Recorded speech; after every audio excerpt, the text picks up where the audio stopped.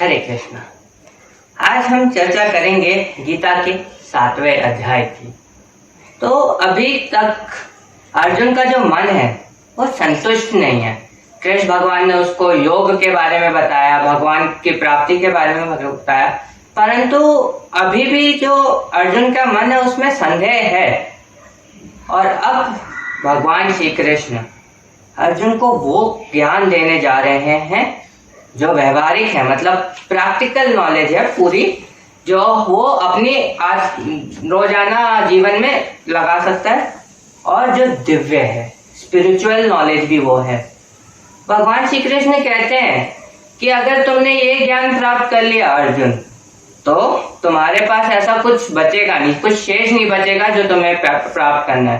भगवान श्री कृष्ण बताते हैं कि जो लोग हैं, हर इंसान किसी ना किसी चीज के पीछे भागता है, चाहे वो अर्थ हो मतलब पैसा, या फेम हो। कुछ लोग सिद्धि प्राप्त करके शक्ति पाना चाहते हैं, कुछ लोगों को मोक्ष चाहिए। ये सब भगवान, इनमें से सिद्धि जो पाना चाहते हैं, जो मोक्ष पाना चाहते हैं, वो भगवान की पूजा जरूर करते हैं, अवश्य करते हैं, परंतु उनके मन में कहीं ना कहीं लालच होता है। वो मोक्ष अपने लिए पाना चाहते हैं, वो सिद्धि अपने लिए पाना चाहते हैं, पैसा हमें अपने लिए चाहिए। कह रहे भगवान श्री कृष्ण कहते हैं कि जो इस पूरे दुनिया में ऐसे बहुत कम लोग हैं जो भगवान की सेवा करना चाहते हैं, भक्ति करना चाहते हैं, मतलब वो भगवान के लिए कार्य करना चाहते हैं। उनको अपने लिए कुछ नहीं चाहिए। उनको अगर जो चाहिए होता है हमें, वो भगवान दे देते हैं, लेकिन ऐसे बहुत कम लोग हैं जो भगवान के लिए काम करना चाहते हैं। हम लोग भी आजकल अपनी जिंदगी में जो काम करते हैं, जैसे जॉब करते हैं, तो वो हम अपने लिए करते हैं। हम ना अंदर हमारे लिए होता है कि अच्छा मेरे पास अच्छी जॉब होगी तो मैं अपने घर को अच्छे से चला पाऊंगा, मेरे सोसाइटी में एक अच्छा स्टैंडर्ड होगा, नाम होगा कि वाह आ रहे हैं, मेरे पॉपुलैरिटी होगी तो मेरी होगी। परंतु जिसको भगवान को प्राप्त करना है, जो सिद्धि, जो सही सिद्धि होती है, वो बहुत हजारों में से एक व्यक्ति भगवान के लिए कार्य करता है, और उसमें से भी बहुत ही कम लोग भगवान से अपने आप को जोड़ पाते हैं। भगवान श्री कृष्ण कहते हैं पृथ्वी में, जल में, अग्नि में, वायु में, आकाश, मन, बुद्धि तथा अहंकार, ये मेरे 8 प्रकार के भिन्न प्रतिक्रिया हैं। मतलब हम इसको 2 हिस्सों में डिवाइड कर लेते हैं। पृथ्वी, वायु, अग्नि, जल, आकाश, ये पंच तत्व हैं। इसी से सारी चीजें, समस्त चीजें हमारे ब्रह्मांड में, सारी चीजें इन्हीं 5 चीजों से बनी है। तो ये जो हमारे पास जो भी वस्तुएं हैं, ये सारी इसी चीज से बनी है। और दूसरा हो गया मन, बुद्धि, अहंकार। ये हम देख नहीं सकते। मन है, कभी किसी ने देखा नहीं। बुद्धि नहीं, बुद्धि है, बुद्धिमान है, तभी हम ये पढ़ पा रहे हैं। हमारा मन है, तभी हम ये बोल पा रहे हैं, कार्य कर पा रहे हैं। और अहंकार भी होता है ये सब में कहीं ना कहीं हाँ। तो भगवान यही कह रहे हैं कि ये जो पूरे ब्रह्मांड में सब कुछ जो है, चाहे वो हम छू के फील कर सकें या फिर जो हम देख नहीं सकते, ये सब मेरे ही प्रकार है, मेरे ही रूप है, मेरी प्रतिक्रियाएं हैं ये सब। हाँ? और इसके साथ अब बचा क्या? हमारी आत्मा। भगवान अगले श्लोक में ये भी कहते हैं कि जो हर व्यक्ति के अंदर जो आत्मा है वो भी मेरी वजह से ही है। तो अब ऐसा इस ब्रह्मांड में कुछ बचा नहीं जो भगवान की वजह से नहीं हो। हमारी आत्मा भी उनकी वजह से है, हमारा मन और बुद्धि ये भी उनकी वजह से है, और सारी समस्त वस्तुएं पंच तत्व से बनी होती हैं, और ये पंच तत्व भी उनकी वजह से ही है। तो इस ब्रह्मांड में हर प्रत्येक चीज भगवान की वजह से ही है। अब भगवान श्री कृष्ण कहते हैं कि इस पूरे ब्रह्मांड में सबसे श्रेष्ठ मैं हूँ। भगवान श्री कृष्ण ही सबसे श्रेष्ठ हैं इस पूरे ब्रह्मांड में। वो एक उदाहरण देते हैं। वो कहते हैं कि मैं माला के धागे की तरह हूँ। जो हमारी माला होती है, हमने देखा होगा, वो एक धागे से बांधी जाती हैं, धागे से पिरोई जाती हैं। तो हमें बाहर के चमकीले चमकीले मोती दिखते हैं या पुष्प दिखते हैं, लेकिन जो माला का आधार है, जिसकी वजह से वो एक साथ एकजुट है, वो होता है उसके अंदर का धागा। वो हमें दिखता नहीं है। हम अगर रियल लाइफ से देखें तो ये है कि हम सांसारिक सुखों में इतना मोहित हो जाते हैं, हमें बस मोती दिखता है, लेकिन वो मोती का अस्तित्व किसकी वजह से है? उस धागे की वजह से, जो हमें दिखता नहीं है। और भगवान श्री कृष्ण यही कह रहे हैं कि मैं इस पूरे ब्रह्मांड का अस्तित्व हूँ। ये पूरा ब्रह्मांड एकजुट है, जो कार्य जैसे कर रहा है वो मेरी वजह से है। मैं उस धागे की तरह हूँ माला में, जो हमें दिखता नहीं है। और फिर भगवान श्री कृष्ण कहते हैं कि हे कुंती पुत्र, मैं जल का स्वाद हूं। तो जल का स्वाद किसे पता चलता है? जो बहुत प्यासा हो। हम लोग जब भी किसी पार्टी में जाते हैं या किसी फंक्शन में जाते हैं, अगर हमारे सामने दो चीजें रख दी जाए, एक पानी रख दिया जाए और एक पेप्सी रख दी जाए, हम क्या लेंगे? पेप्सी लेंगे। अरे पानी कौन पीता है, पानी तो कभी भी मिल जाएगा। हमें उस जल की अहमियत पता ही नहीं है। जल क्या, जल तो हम उसको छोटा कंसीडर करते हैं, अरे कोक पिएंगे। और अगर कोई व्यक्ति रेगिस्तान में हो, भटक रहा हो, उसको असली महत्व पता चलता है जल का, क्योंकि उसको वहां पे बहुत प्यास लगती है। और वहां पे वो नहीं सोचता कि हे भगवान मुझे कोक पिला दो, हे भगवान मुझे सुख संपत्ति दे दो। उसको वहां पे क्या चाहिए? उसको वहां पे बस पानी चाहिए। भगवान मुझे पानी दे दो, मैं जिंदा रहूंगा, नहीं तो प्यास से डिहाइड्रेशन हो जाएगा, मैं बेहोश हो जाऊंगा। उसको पता चलता है, उसको पानी भी वहां पे अमृत जैसा लगता है। तो जल का स्वाद है भगवान। जल का स्वाद उसी को पता चलता है जिसको उसकी बहुत ज्यादा आवश्यकता होती है। बहुत ज्यादा आवश्यकता में लोगों को जल का स्वाद पता चलता है। वैसे ही भगवान को प्राप्त करना हमारे जीवन में बहुत सरल कार्य है। हमें बस उनकी भक्ति करनी है, परंतु हम लोग करते नहीं है। उनको प्राप्त करना आसान है, वो हमारी मदद करते हैं, लेकिन हम कभी उनकी भक्ति की तरफ जाते ही नहीं है। और इसके बाद भगवान श्री कृष्ण कहते हैं, सूर्य तथा चंद्रमा का प्रकाश हूं। तो ये हमारा जो पूरी पृथ्वी है, ये सूर्य की वजह से ही प्रकाशित है। और ये सूर्य की वजह से प्रकाशित है, और जो प्रकाश है वो भगवान है। कण कण में भगवान है। वैदिक मंत्रों में ओंकार हूं, आकाश की ध्वनि हूं तथा मनुष्य का सामर्थ्य हूं। तो हमने सुना, हम जब भी मंत्र पढ़ते हैं, कोई भी मंत्र ले लीजिए, सारे मंत्र ओम से शुरू होते हैं। तो हर मंत्र का जिसका भी उच्चारण हम करते हैं, उसमें भी भगवान स्वयं है, ओम है उसमें। ओम जो है वो भगवान विष्णु स्वयं है, भगवान श्री कृष्ण स्वयं है। और आकाश की ध्वनियों और मनुष्य का सामर्थ्य, हमारे जो स्किल्स हैं सारे, वो भगवान की वजह से ही हैं। और इसके बाद भगवान बताते हैं कि मैं पृथ्वी की सुगंध हूं और अग्नि की ऊष्मा हूं। पृथ्वी की सुगंध, जो हम बारिश होती है तो सुगंध आती है ना, अच्छी खुशबू, मिट्टी की खुशबू। भगवान कहते हैं वो सुगंध भी मैं हूं और अग्नि की गर्मी, ऊष्मा भी मैं ही हूं। मैं समस्त जीवों का जीवन तथा तपस्वियों का तप हूं। हे प्रथापुत्र, ये जान लो कि मैं ही समस्त जीवों का आदि बीज हूं, बुद्धिमानों की बुद्धि हूं तथा समस्त तेजस्वी पुरुषों का तेज हूं। मैं बलवानों की कामनाओं तथा इच्छा से रहित बल हूं। हे भरत श्रेष्ठ, मैं वह काम हूं जो धन के विरुद्ध नहीं है। तो यहाँ पे भगवान श्री कृष्ण कहते हैं कि मैं जो हूं वो बुद्धिमानों की बुद्धि हूं। अब बुद्धिमानों की बुद्धि मतलब जो हम सोचते हैं कि अरे मेरे अंदर इतना दिमाग है, मुझसे कौन जीत सकता है। अरे तुम ये काम नहीं कर सकते, मैं कर सकता हूँ, मेरे पास ये स्किल है। हाँ, ये स्किल भगवान की वजह से है। जो हमारा तेज दिमाग है वो भी भगवान की वजह से ही है। तो यहाँ पे एक उदाहरण से समझते हैं, कहानी बताना चाहता हूँ मैं आप सबको। मैं आज आपको बताना चाहता हूँ हिरण्यकश्यप की कहानी। हिरण्यकश्यप ने बहुत कड़ी तपस्या की। वो तपस्या करना उसका एक सामर्थ्य था, स्किल था कि उसने इतनी कड़ी तपस्या की, इतनी मेहनत की, और फिर ब्रह्मा जी उससे प्रसन्न हो गए।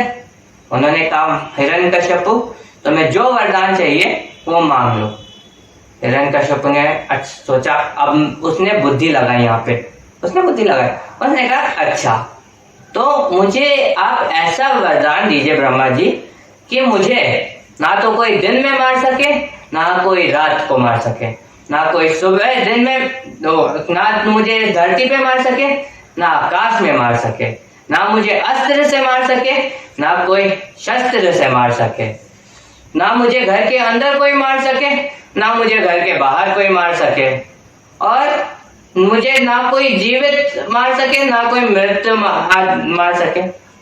और तो और उसने सोचा कि चलो ये सब तो हो गया, एक और चीज मांगी उसने कि ब्रह्मा जी आपका बनाया हुआ कोई भी जीव इस दुनिया में, इस पृथ्वी का कोई भी जीव जो आपने बनाया है वो भी मुझे ना मार सके। उसने कहा, इसमें सब कुछ हो गया, अब मैं अमर हूँ। उसने कहा कि अब मैं अमर हूँ और अब मैं भगवान हूँ।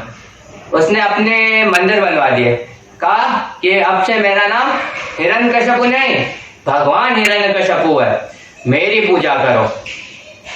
परंतु वो ये भूल गया कि उसकी बुद्धि, उसका सामर्थ्य तो स्वयं कृष्ण भगवान की वजह से, स्वयं विष्णु जी की वजह से। विष्णु जी ने तब नरसिंह का अवतार लिया। उन्होंने कहा, अच्छा भगवान जी, विष्णु जी भी सोचे होंगे, अच्छा तुम्हें लगता है तुमने सारी चीजें मांग ली, तुम मुझसे श्रेष्ठ हो जाओगे। ऐसा हुआ है कभी? कोई भी भगवान से श्रेष्ठ हो सकता है? नहीं हो सकता। भगवान ने कहा, अच्छा तुम में इतनी है तो मुझ में तो तुमसे ज्यादा ही है। फिर वो आए, उन्होंने नरसिंह का अवतार लिया। ना दिन में मार सके, ना रात को मार सके। उन्होंने हिरण्यकश्यप को संध्या काल में मारा, शाम को मारा। ना पृथ्वी पे मार सके, ना आसमान पे मार सके। उन्होंने अपनी जांघों पे, अपनी थाई पे रख के हिरण्यकश्यप को मारा। ना वो धरती पे थी, ना आकाश में थी। ना घर के अंदर मार सके, ना घर के बाहर मार सके। चौखट पे तो मार सकते हैं, चौखट तो थी, उस पे खड़े होके चौखट पे अपने थाई पे, अपनी जांघ पे रख के मारा। ना अस्त्र से मार सके, ना शस्त्र से मार सके। नाखून से, जो अपने नाखून होते हैं उससे उसका सीना फाड़ा था। और कहा था, जो वरदान मांगा था, ब्रह्मा का बनाया हो, आपका ब्रह्मा जी आपका बनाया हो कोई जीव मुझे नहीं मार सकता। नरसिंह अवतार तो ब्रह्मा जी ने बनाए नहीं थे, वो तो स्वयं विष्णु का अवतार थे, तो वो तो मार सकते थे। तो हमें इस कहानी से एक बात समझनी चाहिए कि हम अपने आप में, अपने सामर्थ्य की वजह से, अपनी बुद्धि की वजह से हम बहुत बार अहंकार में आ जाते हैं। परंतु हमें यह समझना चाहिए कि हम में चाहे जितना भी सामर्थ्य हो, हम में चाहे जितनी भी बुद्धि हो, हम भगवान से आगे नहीं जा सकते। हम उनके भक्ति हैं, हम हमेशा सदैव उनसे कम ही हैं। भगवान सबसे बड़े हैं। हमें उनकी भक्ति करने की सोचनी चाहिए, उनकी सेवा करने की सोचनी चाहिए, हमें उनको पीछे छोड़ने का नहीं सोचना चाहिए। तो इसके बाद भगवान श्री कृष्ण अर्जुन को बताते हैं, इस पृथ्वी में जितने भी गुण हैं, सतोगुण, रजोगुण, तमोगुण, ये मेरी वजह से ही हैं। मैं इन गुणों के अधीन नहीं हूं, मैं इन गुण पे डिपेंडेंट नहीं हूं, परंतु ये जितने भी गुण हैं ये मुझ पे डिपेंडेंट है। ये सारे गुण मेरे अधीन हैं, मैं सर्वश्रेष्ठ हूं। और फिर बताते हैं कि कौन से ऐसे लोग हैं जो मुझे कभी प्राप्त कर नहीं सकते, मेरी भक्ति को कभी वो प्राप्त नहीं कर सकते।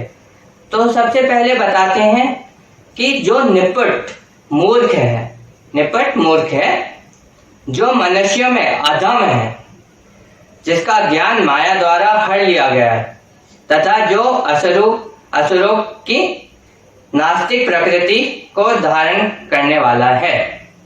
तो ये 4 प्रकार के लोग, जो मूर्ख हैं वो कभी भगवान को भक्ति की तरफ जाते ही नहीं है, और जिनका ज्ञान माया द्वारा हर लिया गया है। तो यहाँ पे माया क्या है? जो पृथ्वी के 3 गुण हैं वो ही माया है। सतोगुण, रजोगुण, तमोगुण, ये 3 गुण माया है। इस माया में हम लोग इतना खो जाते हैं कि हमें सत्य दिखता नहीं है। तो ऐसे लोग भी जो इस माया में खो गए वो कभी भगवान को समझ सकते ही नहीं। जो अधम है वो भी कभी भगवान को नहीं समझ सकते, और जो नास्तिक है, जिनका भगवान पे भरोसा ही नहीं है, वो भगवान कहते हैं वो असुरों की धारणा रखते हैं, वो भी कभी भगवान को नहीं समझ सकते। अच्छा, तो ये तो हो गया जो लोग भगवान को नहीं समझ सकते। फिर बताते हैं कि ऐसे कौन से लोग हैं जो भगवान को समझ सकते हैं। जो नहीं समझ सकते वो तो नहीं समझ सकते, लेकिन कुछ ऐसे लोग भी तो होंगे ना जो भगवान को समझ सकते होंगे। तो भगवान बताते हैं कि 4 प्रकार के लोग मुझे समझ सकते हैं। एक, जो आर्त है, आर्त मतलब पीड़ित हैं, जिनकी लाइफ में कुछ प्रॉब्लम है। दूसरा, जो जिज्ञासु है, जो जिनके अंदर जिज्ञासा, क्यूरियोसिटी है चीजों को जानने की। तीसरा, जो अर्थार्थी है, जिनको पैसा चाहिए, उनको पैसा चाहिए इसीलिए वो मेरी भक्ति करना चाहते हैं। और चौथा, जो ज्ञानी है। तो इनमें से जो पीड़ित लोग हैं और जिनको पैसा चाहिए, वो इसलिए भक्ति करते हैं क्योंकि उनको अब लगता है कि अगर मुझे पैसा चाहिए तो भगवान ही पैसा दे पाएंगे। पीड़ित लोग भी कहते हैं अब पीड़ा हो रही है या कुछ को बुखार, तबीयत खराब हो गई, वो भगवान की भक्ति करने पे आता है, तो वो लोग भगवान को समझने की कोशिश करते हैं। जो जिज्ञासु है, जिसके अंदर जिज्ञासा है, उसका यहाँ पे अपना स्वार्थ नहीं है, वो फिर भी भगवान को समझने की कोशिश करता है क्योंकि वो जानना चाहता है कि भगवान क्या है, कैसे है, भगवान की भक्ति कैसे प्राप्त है। और जो ज्ञानी है, भगवान ये भी कहते हैं कि जो ज्ञानी पुरुष है वो मुझे सबसे ज्यादा प्रिय है। जो ज्ञानी है, जिसको पता है, जो इस माया से परे है, जिसको पता है कि ये जो सांसारिक सुख है ये सब माया है, जो इस माया से परे है, वही भगवान को समझ सकता है। तो अब हमें समझना है कि एक हो गई ये माया, सांसारिक माया है जो 3 गुण है, और एक होता है योग माया। योग माया के बारे में भी भगवान बताते हैं कि बहुत कम लोग हैं जो इस सांसारिक सुख से ही, ये जो माया है सांसारिक माया से ही आगे नहीं बढ़ पाते। पृथ्वी के 3 गुण को छोड़ ही नहीं पाते, वो उससे आगे नहीं बढ़ पाते। और जो बढ़ भी जाता है वो उसको भी मेरे भक्ति हमेशा प्रदान नहीं होती। जो इस सांसारिक सुख से आगे बढ़ भी जाता है उसके लिए योग माया आ जाती है, उसको योग माया को भी पार करना पड़ता है, तभी जाके उसको भगवान श्री कृष्ण की भक्ति प्रदान होती है। तो सांसारिक माया अपनी जगह हो गई, योग माया हो गया इल्यूशन। हाँ, मतलब एक कहानी बताता हूं मैं कि नारद जी ने श्री कृष्ण से बहुत विनती की कि भगवान मुझे आप अपनी योग माया के बारे में बताइए, योग माया के बारे में बताइए, योग माया के बारे में बताइए। भगवान ने कहा नहीं नारद जी, आप क्या करेंगे योग माया के बारे में। उन्होंने जिद करने लगे कि बताइए। तो फिर क्या, ठीक है चलिए। तो नारद जी और कृष्ण भगवान एक रेगिस्तान में जा रहे थे। तो भगवान ने कहा कि नारद जी आप थोड़ा हमें पानी दे दीजिए, हमें जल दे दीजिए, प्यास लग रही है। नारद जी ने कहा ठीक है मैं लेके आता हूँ। वो आगे गए, उन्हें वहां पे झोपड़ी दिख गए, उन्होंने नॉक किया। फिर जब उधर एक स्त्री ने खोला तो उसने कहा आप नारद जी हैं? हाँ मैं नारद। कह रहे वाह नारद जी आ गए, उनके चरण धोए, पूजा की। कहा कि मेरी हमेशा से मनोकामना थी कि मुझे आप जैसा वर मिले, हाँ एक परफेक्ट मैन मिले, और आप वो हैं। तो नारद जी ने कहा वाह। उन्होंने शादी कर ली उससे, फिर उनके बच्चे हो गए, फिर उनके बच्चों के बच्चे हो गए, वो दादा बन गए। हाँ तो उसके बाद क्या हुआ कि एक बाढ़ आई। बाढ़ में उनसे सारा परिवार, उनको दिख रहा है कि सारा परिवार उनसे दूर जा रहा है, सब कुछ भाग रहा है, अलग हो रहा है। हाँ, तो उसके बाद जब सब लोग चले गए, नारद जी एक वृक्ष से टकराते हैं, पेड़ से टकराते हैं, और जब पेड़ के ऊपर देखते हैं तो वहां पे कृष्ण भगवान कहते हैं, नारद जी प्यास लग रही थी, पानी। नारद जी दंग रह गए। ये जो भी था इल्यूशन था, ये योग माया थी, भगवान श्री कृष्ण की योग माया थी। कह रहे भगवान मैं आपकी योग माया को समझ गया। और भगवान श्री कृष्ण ये भी कहते हैं कि जो भी मनुष्य यज्ञ करता है, अनेक देवी देवताओं की पूजा करता है, फल के लिए पूजा करता है कि अरे मैं आज कुबेर जी की पूजा करता हूँ, मुझे इतना धन मिल जाए, लक्ष्मी जी की पूजा करता हूँ धन के लिए, या फिर और भी देवी देवताओं की हम पूजा करते हैं, गणेश जी की पूजा करते हैं कि हमारे रास्ते से कोई भी विघ्न हो वो हल ली जाए। तो इन सब पूजा से वो भले ही देवी देवताओं से वो मिल जाए, वरदान मिल जाए, उनकी मनोकामना पूरी हो जाए, ये सब करने वाला मैं हूँ। हाँ, जो मेरा परम भक्त है उसको पता है कि इन सब यज्ञ से मैं ही हूँ जो इस पे सबको वो दे रहा हूँ, प्रदान कर रहा हूँ, जो वरदान मिल रहा है, जो हमारी इच्छा पूरी हो रही है, वो मेरी वजह से ही हो रही है। भगवान ये भी कहते हैं कि अर्जुन मैं क्योंकि सर्वश्रेष्ठ हूँ, मैं भगवान हूँ, मुझे पता है कि भूतकाल में क्या हुआ था, मुझे पता है अभी क्या हो रहा है, और मुझे ये भी पता है कि भविष्य में क्या होगा। हाँ, और कहते हैं कि जो व्यक्ति ये समझ गया कि मैं ही सर्वश्रेष्ठ हूँ, मैं ही सब कुछ हूँ, उसको वो मेरी भक्ति करेगा। वो ऐसे यज्ञ के पीछे नहीं भागेगा जिसमें स्वार्थ है, वो चाहेगा मेरी भक्ति करना।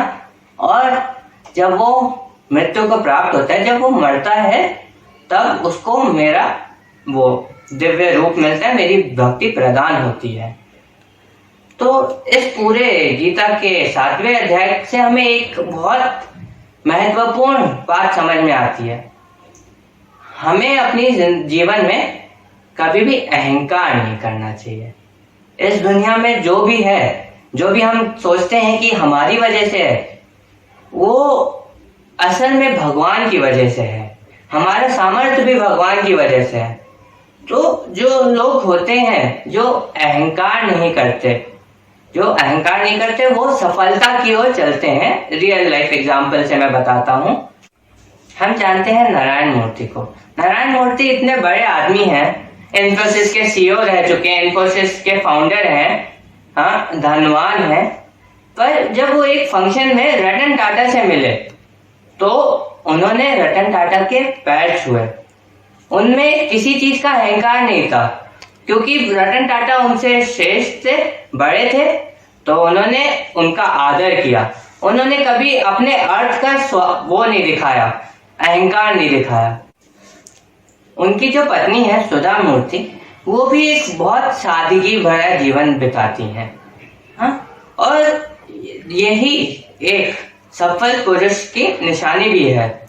जो मिडिल क्लास लोग होते हैं वो बहुत जल्दी अहंकार में आ जाते हैं। हम लोग महंगे महंगे वस्त्र खरीदते हैं, हम दिखाना चाहते हैं समाज को, अरे तुम्हारे पास 500 की शर्ट है, मेरे पास 1000 की है, मैं तुमसे श्रेष्ठ हूँ।